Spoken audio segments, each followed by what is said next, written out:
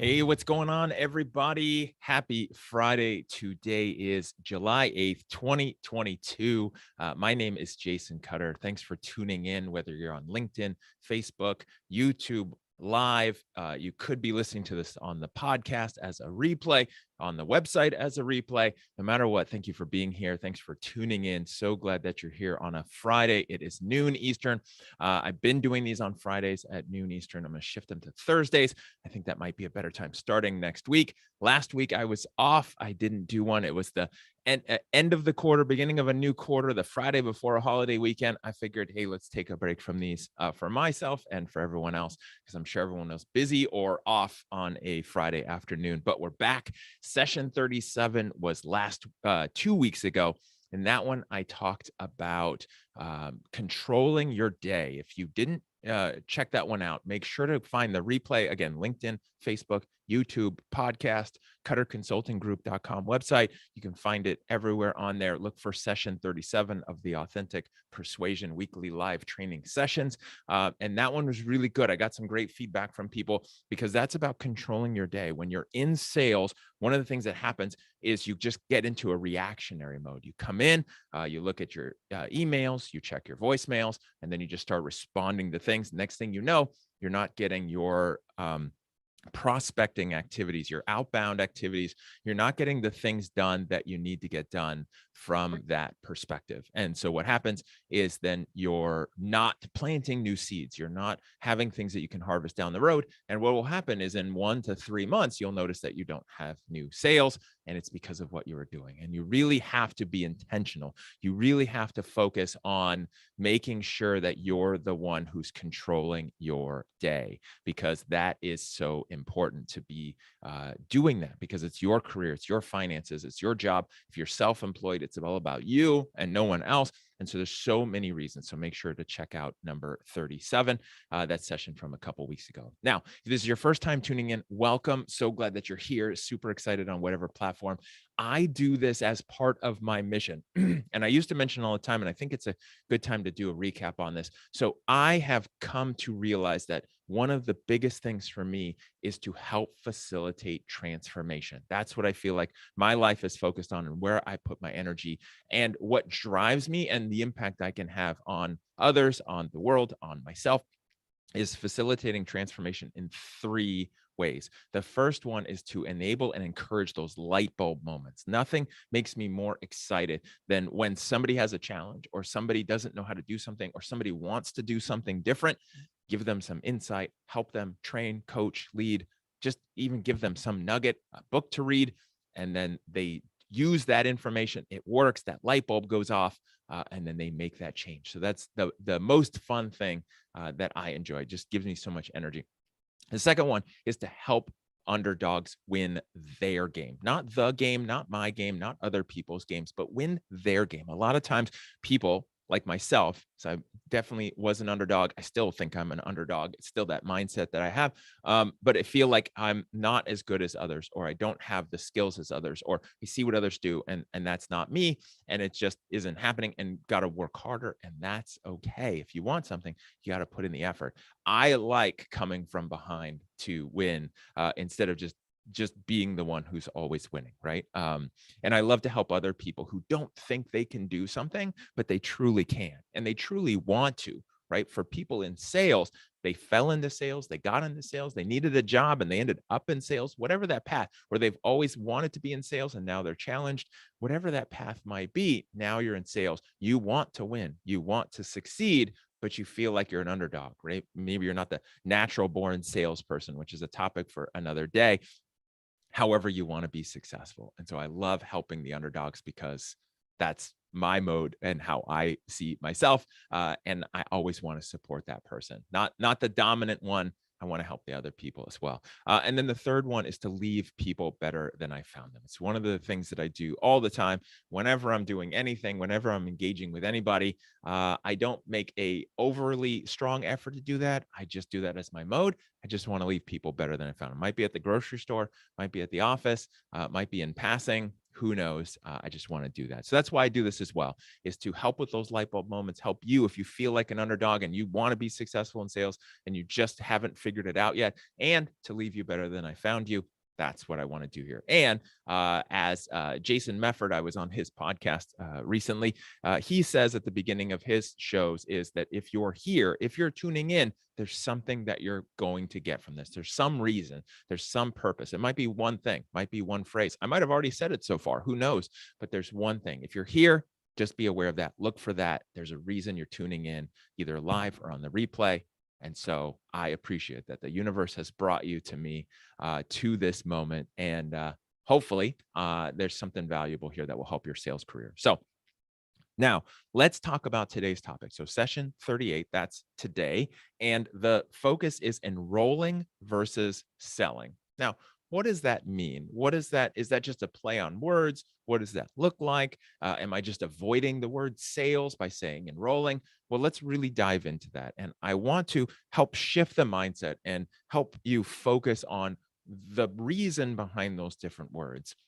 When we talk about sales and selling and sales to me generally has a connotation of something I'm doing to you, right? When I'm selling you something, I'm selling you something to do something to you. I want you to buy from me. I'm selling you because I want to convince you. I want to have you become a customer or buy from me or whatever that may look like.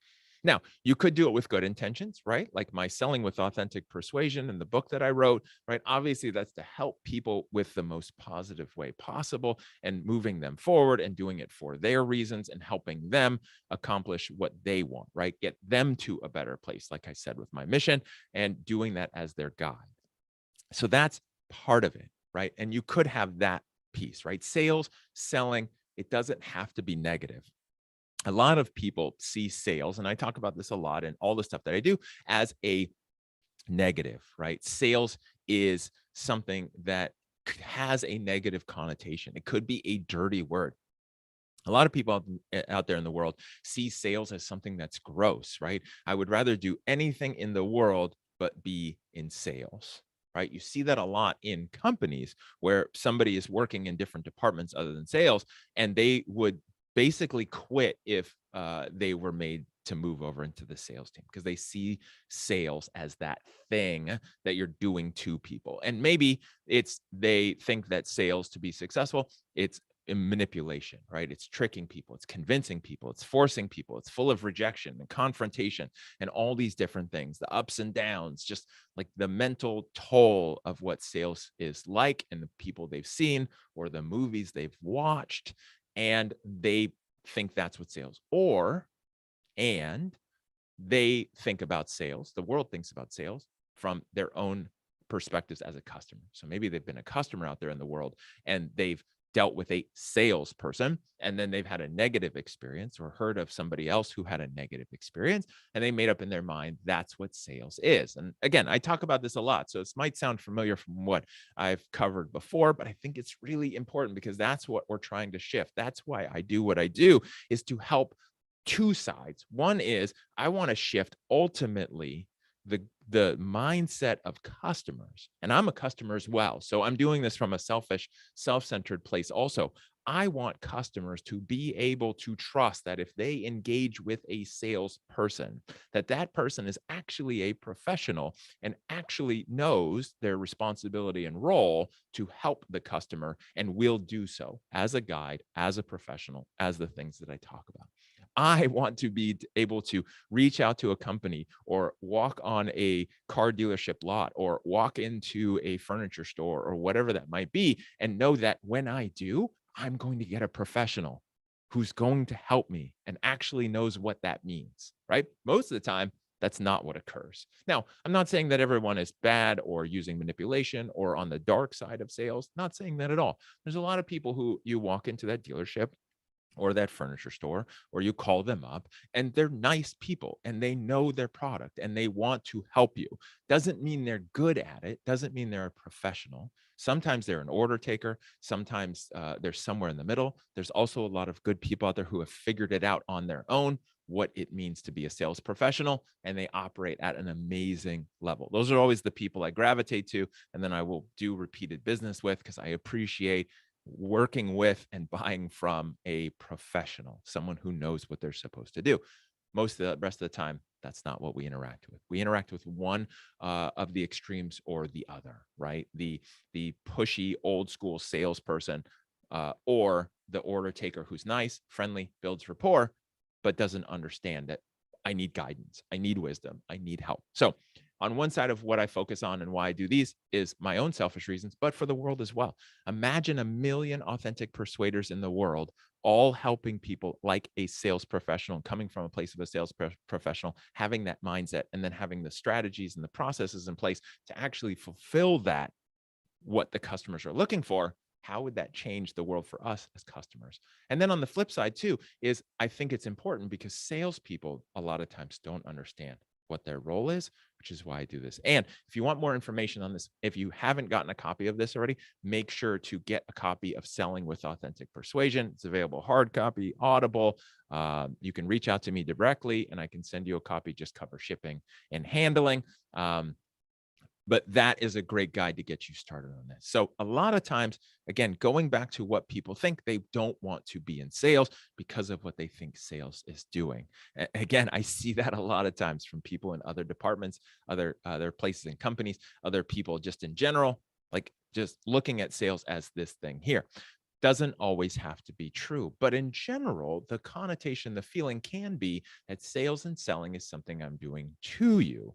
Now, what's interesting is that there's a lot of people, and this, I mentioned this on a podcast the other day when I was talking to somebody, I was on there as a guest, is talking about closes and strategies, and asking for the sale. And it goes to this feeling that people like to buy, they don't like to be sold to. Some people actually say people like to be sold to. Those people are the ones who are generally more aggressive because they like to be sold to, or they like the battle and confrontation as a customer. They love going toe to toe with a salesperson and going 10 rounds with them. And so they just think everyone else sees it the same way, right? Like I literally hear people say constantly, people like to be sold. And that might be true. It just depends on where the emphasis is in that. But selling is generally that. I've got this thing. I want you to buy it. Hopefully it will benefit you. I'm looking at that.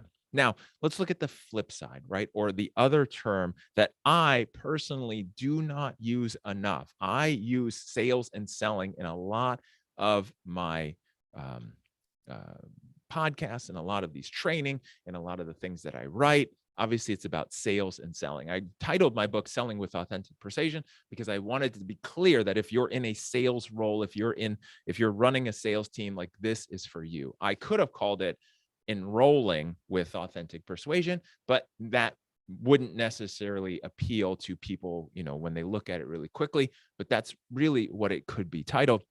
Here's the difference to me. When somebody is enrolling in something, they're signing up for something, and it's more of a process. It's more of, here's this program or here's this item. I'm enrolling in it. Obviously, it's more service-based than just product-based. There's a determination if it's a good fit or not. Do I qualify or not? Is there a benefit or not? And then it's admin, it's paperwork. When somebody thinks about enrolling in something, I'm enrolling in insurance, I'm enrolling in this program to help me with my debt, I'm enrolling in school, right, in college. It's something I'm doing that's a process, and then I'm going to get some benefit, and I'm doing it for a reason. There's some reason I'm enrolling in this service.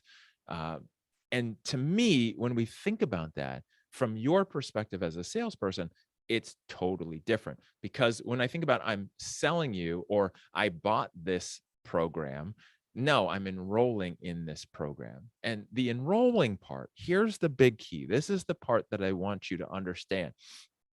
No matter what phrase you use, I mean, I think a lot of this is everyone has a different kind of spin on words and language, right? Persuasion. Some people like that. Some people hate that and think influence. Some people don't like influence. They like this. Like, people could debate the words themselves. I think the intentions behind it are what matters the most.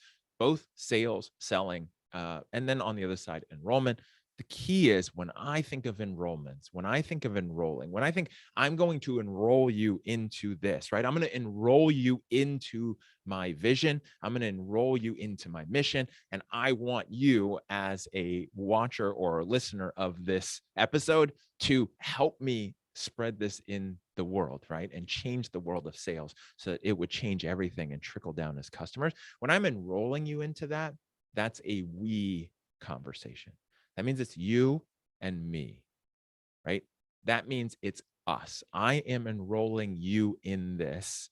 And of course, there's going to be some benefit to me, but to me, that's more we're on the same time. And I say this a lot. It's super important to understand when sales is done in a way that the customer is looking for, right? I won't say right or wrong because that's very dangerous, right? There is no right, wrong, good or bad, but in a way that the other person is looking for, then sales is truly service. Sales is a service. Sales is something you're doing for them and with them. And I think the with part is not focused on enough, where that is truly important. It's truly critical to make sure that it's a with conversation. When I'm enrolling you in something, like I'm enrolling you in my vision or my mission, it's us, it's we, right? We're on this path together. I am enrolling you. Now, of course, you could enroll yourself. You don't need me in that, right? Like you go to the DMV, you've got somebody helping you. Sure, they're enrolling you in this, but you could do that on your own, maybe. There's a part where there's a we when somebody needs help and they need guidance. One of the biggest things that helped me when I made this shift years and years ago and then started training people on this is when we're enrolling somebody, it's a we conversation. What is the we, right? It's not just I'm helping you because now it's me and you, but it's like me here and then you here, or me here, you're there, and I'm still going to benefit from this and you may or may not benefit. The we is really a mindset shift about it's us versus something. And I think this is really important. The more you can get this down, the more you can kind of make this a part of both your mindset and your language, is that it is a us versus something, right? It could be us versus your debt, could be us versus your finances. It'd be us versus your current state, and we want to get you to a better state with setting up your retirement accounts. It's anything like that. It could be us versus whatever, right? It could be us versus the world. We're on this mission and it's us versus others, right? It's us versus what we think is the injustice or what is wrong, or we want to change, we want to get better, or where we want to go. A lot of people I see who are great in sales, and I think from a professional standpoint, not just a closing effectiveness, but also as a professional and providing a great service that people appreciate, they use a lot of we language. And what's interesting, and I took a screenshot on my phone of this the other day because I saw something on Instagram about this, where it was actually talking about managers and leaders, and it was talking about what managers do and what leaders do, and one of those things was leaders use a lot of we language. And the reason why is they're enrolling you. A good leader is not about pushing. Managers push, right? And there's times when you have to be a manager where you have to push on people, right? That's just how it is. I'm not saying a leader never has to push. There's times where you got to switch into management mode, and we got to do some management. That happens. As a leader, when you're in leader mode, you're pulling, you're not pushing. You're enrolling people in your vision, in your mission. You're getting the people involved who have the same core values and they want to head the same direction. You're enrolling them, you're pulling them with you, and they're on the journey with you. If we think of any big leaders that most people can think of by name that come to mind, they're enrolling people in the vision. They're not selling people on the vision. They're not tricking people in the vision. They're not, giving the hard sell. They're enrolling. They're laying it out there. They're getting people to see it, and then they're getting the right people to follow them. Fascinatingly enough, and I wrote about this in a chapter of Selling with Authentic Persuasion, is that I view the same thing for sales. Your job as a salesperson is to be a leader. Now, I don't mean manager. I don't mean supervisor. I don't mean director of sales. I mean a leader of that conversation.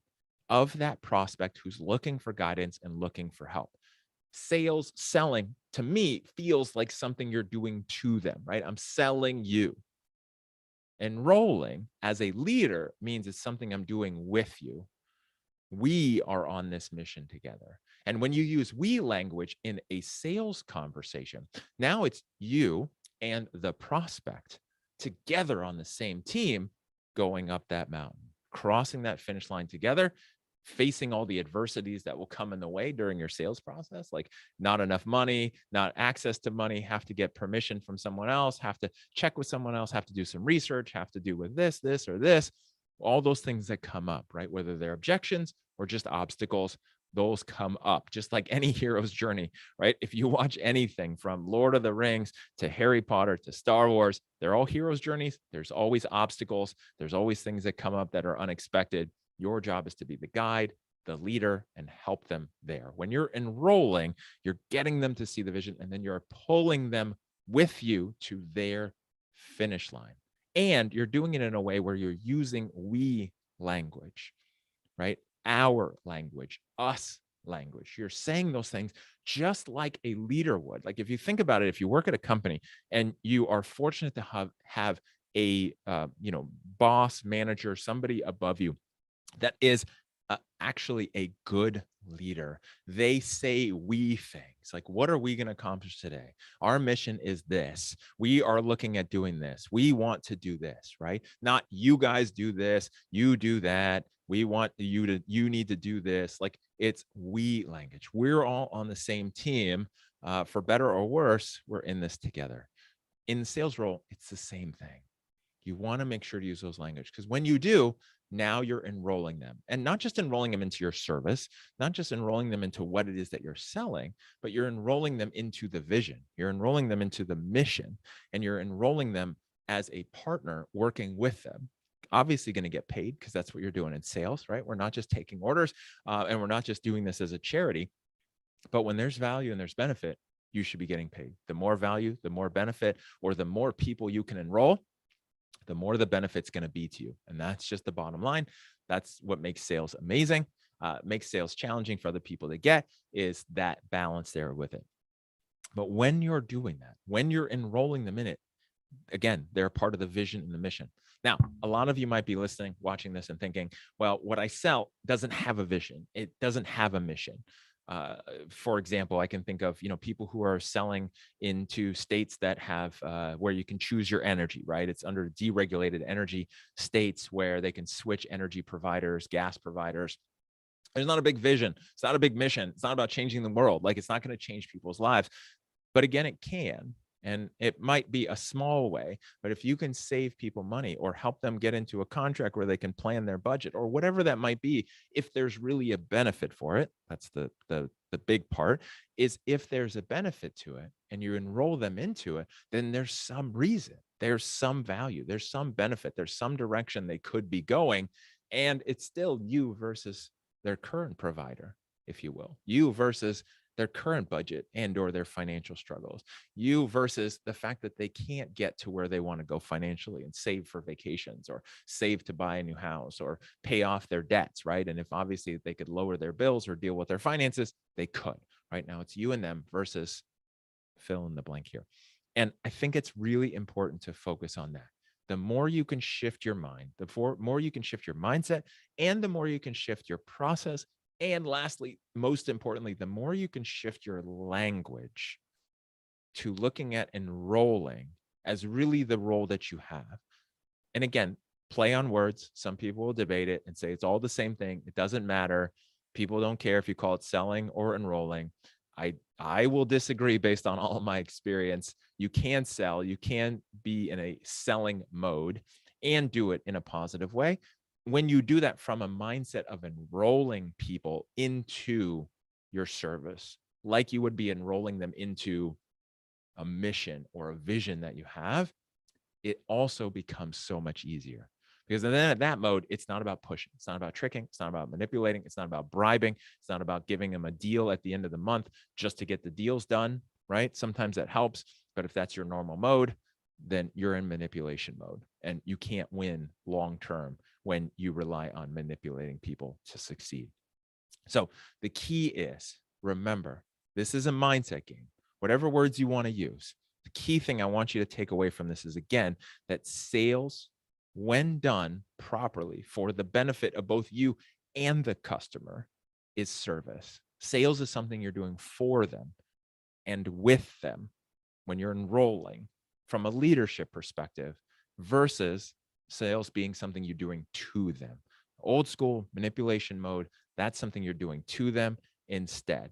And so make sure to just shift that in your mind and be aware of your language. Here's what I want you to do as a takeaway, as a homework assignment, which I definitely don't give out enough practical things for people to take away and really put into place on something like this, on a topic like this, is look at the language you use over the next week. Next week, Monday through Friday, in those 5 days, just be aware. Kind of, if you can, in the moment, in your calls, in your conversations, your video conferences, your in-person meetings, trade shows, whatever you've got going on next week, step back, kind of try to look at it from the outside perspective. Imagine if you're listening to a recording of your phone call after the fact. In the moment, just see what words you're using. Are you using, I am going to do this for you?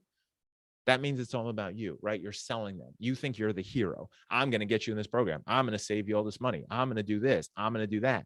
That makes it all about you, right? And those things might be true, but that's not what people want to hear, right? The program, we will, our company will. I'm going to help you get to this. Like, those are different things. Look at your language. What are you doing when you're talking about someone with their finances, especially if you're doing any kind of consumer enrollments where you're dealing with somebody's debt, their finances, things like that? What language are you using, right? Is it we? Is it inclusive? Is it make them feel like you're on the same side?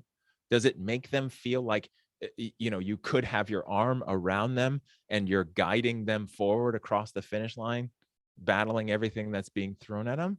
Or does it feel like you're on opposite sides of the table in some kind of deal, some kind of negotiation, some kind of sales process? So just look at that. Step back as much as you can, or even after you get done with your calls, your meetings, and just take a few minutes to reflect, and then write down, like, what kind of language you use. I language, we language, you language. What does that look like? And then, depending on what you get from that, how can you shift it? If you're using a lot of I language, which means it's all about you, how can you shift that? How can you say we? How can you say our? How can you make it more inclusive where it doesn't feel like you versus them? It's you and them, right? If you had any kind of relationship in your life where it's that same thing, right? What do we want to do? We could go do this, we could do that, or I want to do this, or I want us to do this, or whatever that looks like. So just take a look at that. That's it for today. Kind of kept it focused and short. I appreciate it. If you want more of this information, again, a lot of this is coming from the book, Selling with Authentic Persuasion, Transform from Order Taker to Quota Breaker. Like I said, it's available on Amazon, hard copy, as well as Audible. You can also get it directly via authenticpersuasion.com, and you buy it through there, and I'll send you a signed copy. And then if you want more information like this, more things that could help you with your sales career, your selling effectiveness, or if you're running a team and you want some more guidance for this, make sure to check out jasoncutter.com. I have a lot of resources on there and some programs where you can, reach out to me and we can talk about ways to train your team to help you build a better scalable sales operation. There's a lot of things that I do for clients just to help them sell and be more effective.